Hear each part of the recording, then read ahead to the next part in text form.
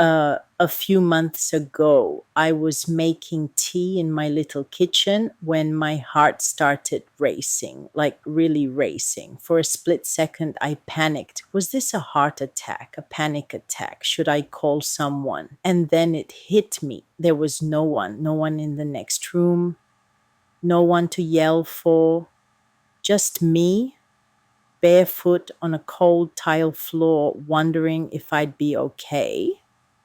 That was the moment I realized mastering life alone isn't about being fearless. It's about being prepared, being gentle with yourself, and building a life that holds you even when no one else is there. So, today I want to talk about how I've learned to live alone, not just functionally, but fully, even when it's scary. Hey everyone, and welcome back to Runaway with Christine. I'm Christine, your fellow solo 40 something, navigating this beautiful, sometimes messy third act of life. You know, there are so many videos out there that really glorify living alone, talking about solitude and independence, like it's always this perfect, serene experience. And don't get me wrong, it can be absolutely wonderful. I've embraced solo living for many years now, and there's a quiet magic to it. But today I want to get real because while I love my own space and the freedom it brings, there are three aspects of living alone that I genuinely dislike.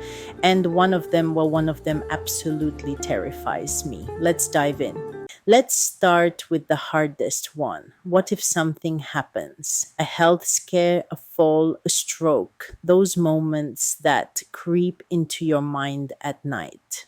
A friend recently told me about her husband having a stroke right there in the kitchen. That story didn't just shake me. It haunted me because when you live alone, there's no one to catch you when you fall, literally. Here's how I cope. My phone's always nearby, even in the bathroom when I shower. I wear a smartwatch with an emergency call feature. If panic hits, I step outside for fresh air or try tapping to ground myself. These steps don't erase the fear, but they make it manageable. They the second challenge, financial emergencies. No partner to split the costs. No one else's income to rely on when the car breaks down or the furnace dies. It's all you. That pressure is real and lonely. I overthink, I budget, I insure everything I can, even my dog Nugget. But sometimes, despite our best planning, life throws a curveball. And when it does, there's no one to say, don't worry, we've got this, because there's no we. My approach, insurance is key, home, car, and even pet insurance for my dog Nugget. A $5,000 emergency vet bill is no joke. I also save a small emergency fund, even if it's $50 a month. Life loves curveballs, so give yourself grace. When savings dip, planning ahead helps you feel in control. So I plan, I save, and I also forgive myself when savings dip or fear sneaks in. Living alone doesn't mean pretending to be invincible. It means becoming resilient with tenderness. I try to be the kind of partner to myself that I'd want in my corner. And that means being financially smart, but also emotionally gentle.